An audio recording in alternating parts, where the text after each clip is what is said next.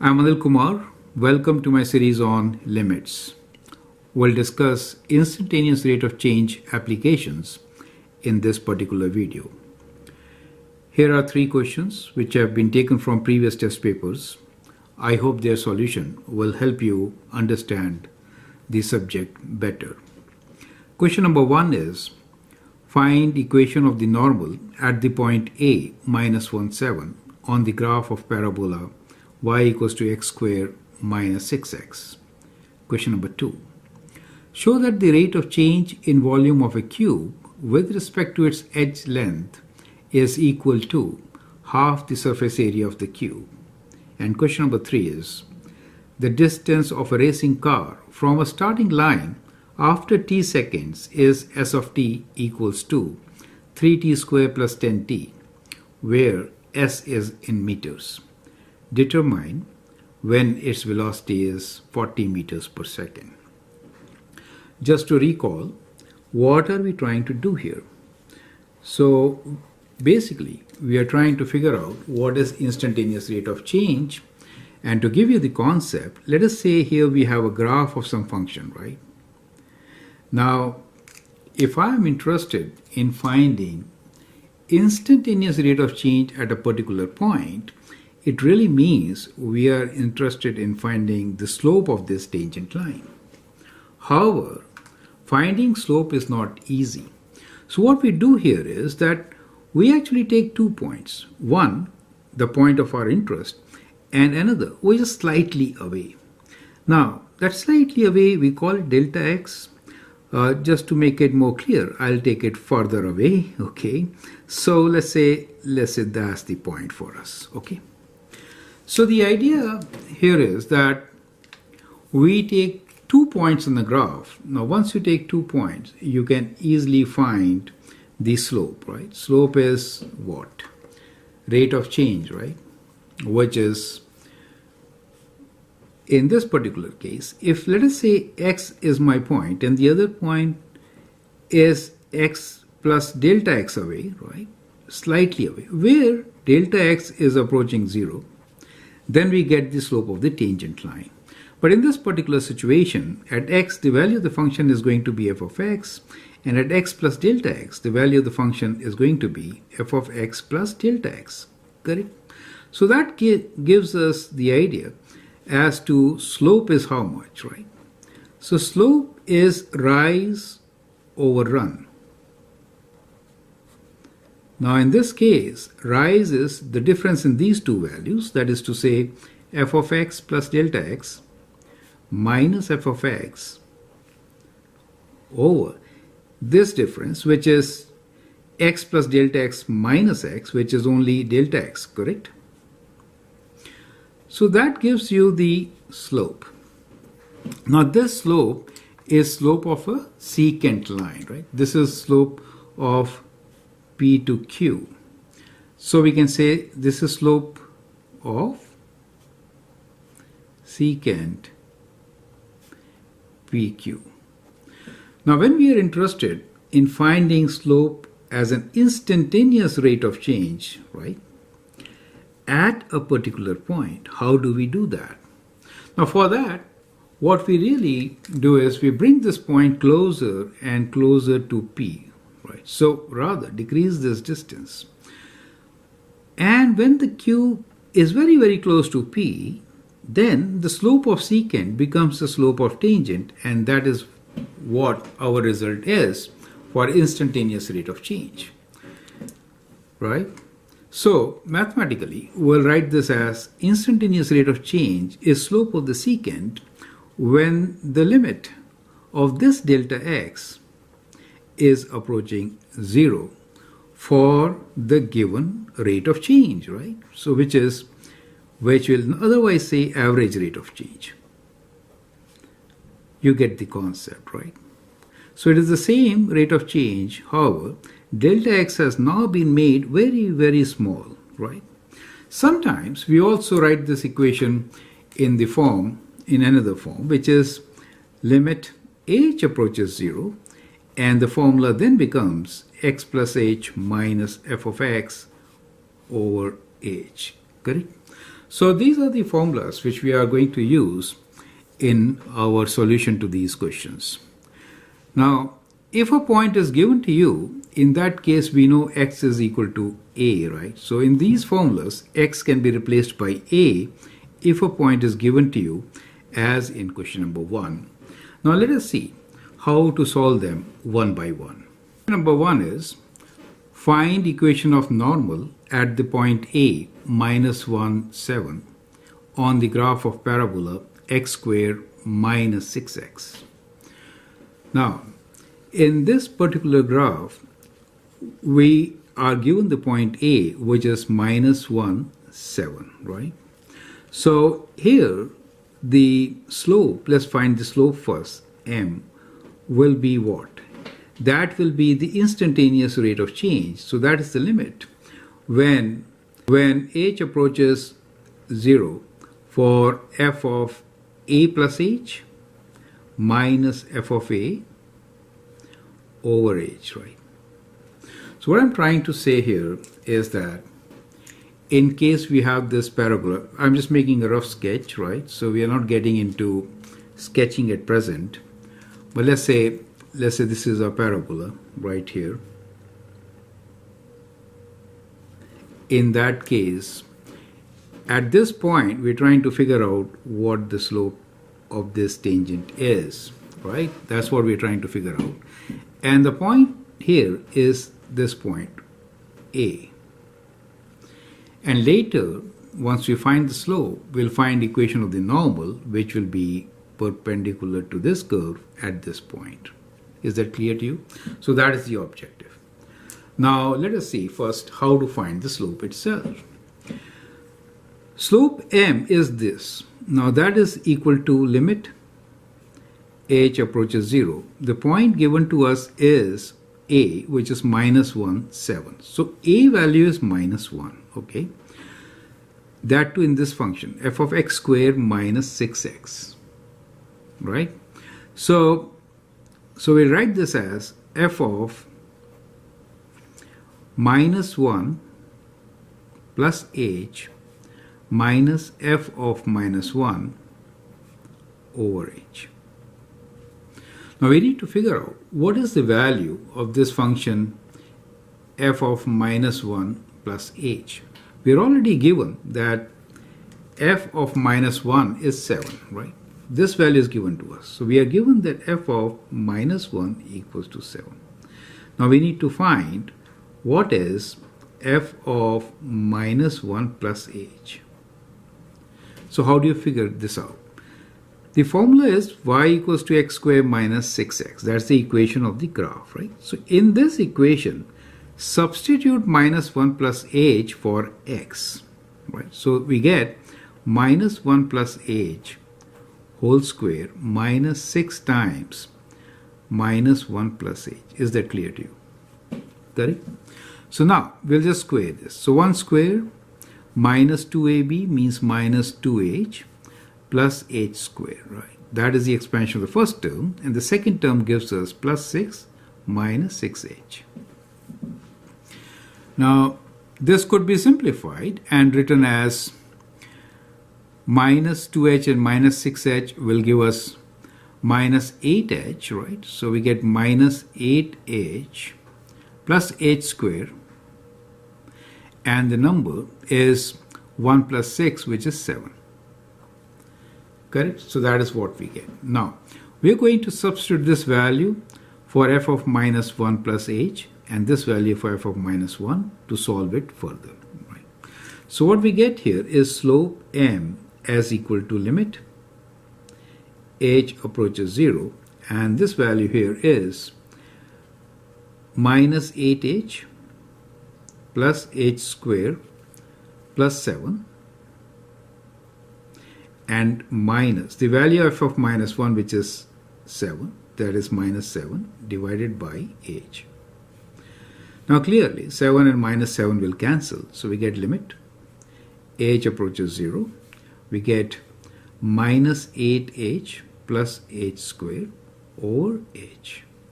We can factor out h, so we get limit h approaches 0. So taking out h, let's take out So we get minus 8 plus h in brackets over h. Now these h cancels.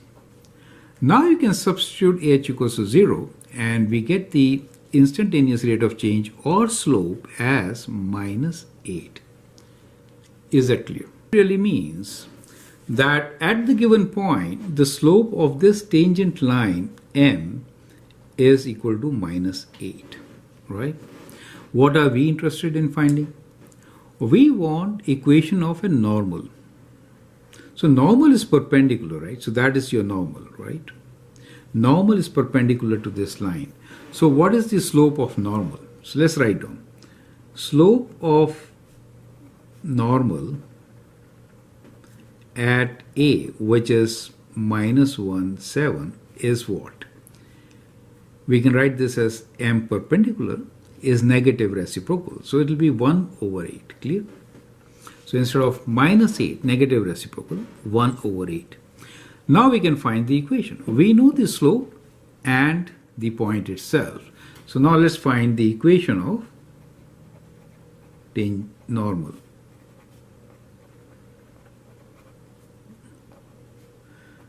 Normal at A, right, which is minus 1, 7.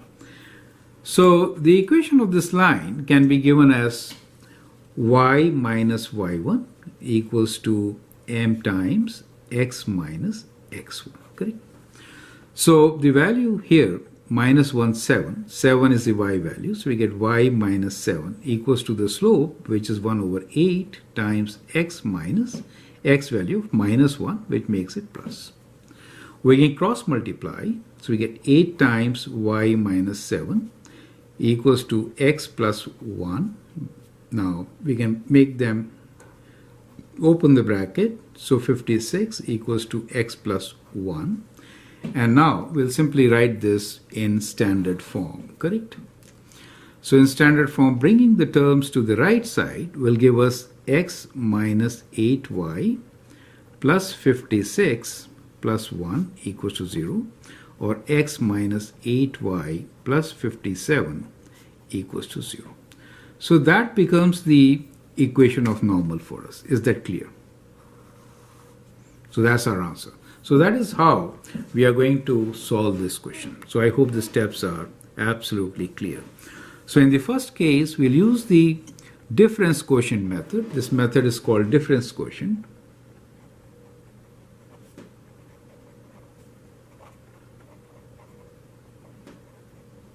To find the slope of tangent line. Since we wanted normal, we made it reciprocal, negative reciprocal, and then utilized it to find the equation of the normal. Perfect. Now let's move on to question number 2. Question number 2 is, show that the rate of change in volume of a cube with respect to its edge length is equal to half the surface area of the cube. So here is our cube.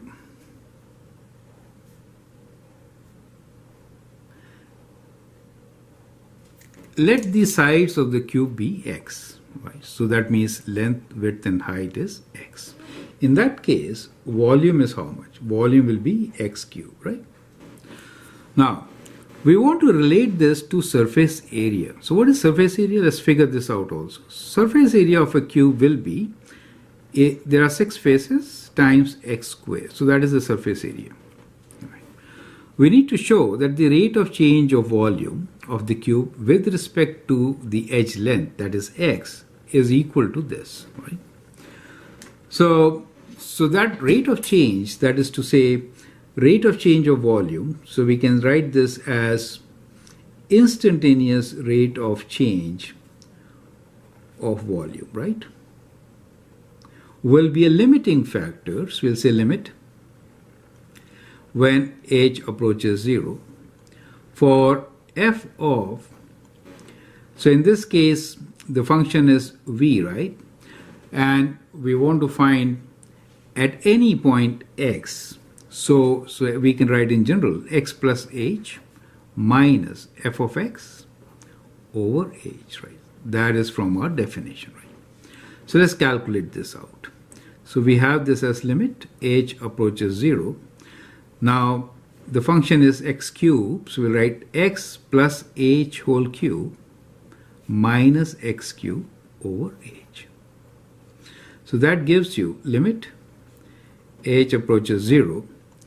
So you could expand this. So when you expand this, you get x cubed plus 3x square h plus 3xh square plus h cube minus x cube, correct, over h. And that is limit h approaches 0.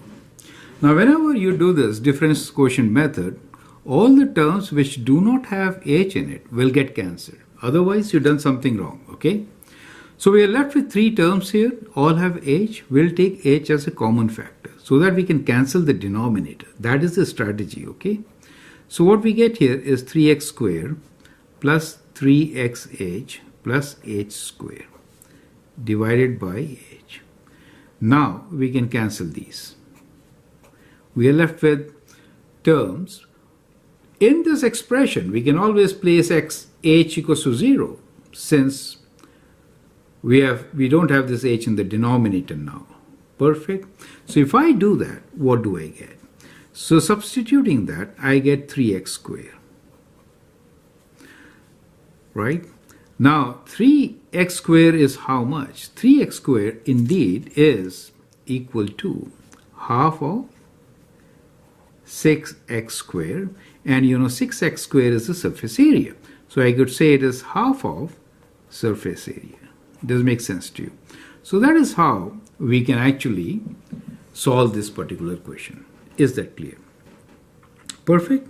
Now let's move on to the third question. Question number 3. The distance of a racing car from a starting line after t seconds is s of t equals to 3t square plus 10t, where s is in meters. Determine when its velocity is 40 meters per second. Now we need to find the time when the velocity is 40. We are given the displacement, right? Now how is velocity related with displacement? Well, velocity is rate of change of displacement, right? So we can write this as rate of change of displacement. So this symbol here signify rate of change. So I'm using a symbol. This means rate of change of displacement. Now t here is our independent variable with respect to time t. That's what it means. Perfect. And the overall definition is exactly what we have been using so far. We'll use limit h approaches 0 for f of a plus h. I should write t plus h, right? T plus h minus f of t over h. Since t is our independent variable. Is that clear to you? So that is how we are going to solve this particular question. In this particular case, we know what velocity is. We need to find time. Correct? So that is the strategy. So let's figure out what is the general value. So what we will do here is we'll just substitute this. So we get limit h approaches 0. F of t plus h will be 3 times t plus h whole square plus 10 times t plus h minus all this, which is 3t square plus 10t, okay, over h. So let's expand this. We get limit h approaches 0. So we get here 3 times t square plus 2th plus h square. That's the first term. And that is plus 10t plus 10h. This is minus 3t square minus 10t over h. So at this stage, all the terms which do not have h will cancel. Let's see. Minus 10t plus 10t, cancel, right? Minus 3t square will cancel. All other terms have h in them, right? Okay. So we could write this as limit h approaches 0. Let's open this bracket. 3 times 2, 6 th plus 3h square plus 10h over h. Let's take h common. So we get limit h approaches 0, h common. We get 6t plus 3h plus 10 over h. Now h will cancel. So we get the rate of change, that is the velocity at any instance of time t. You get the idea. Now the question says, determine when its velocity is this. That means we have to find the value of t. So from here we can write that we know the velocity is 40 meters per second, right? So we can write 40 equals to all this, which is 60. Now h is 0. Let me just complete this. H is 0, so we get 60 plus 10, right? That moves to 0. H is 0, so that goes to 0, right? So 60 plus 10. Perfect.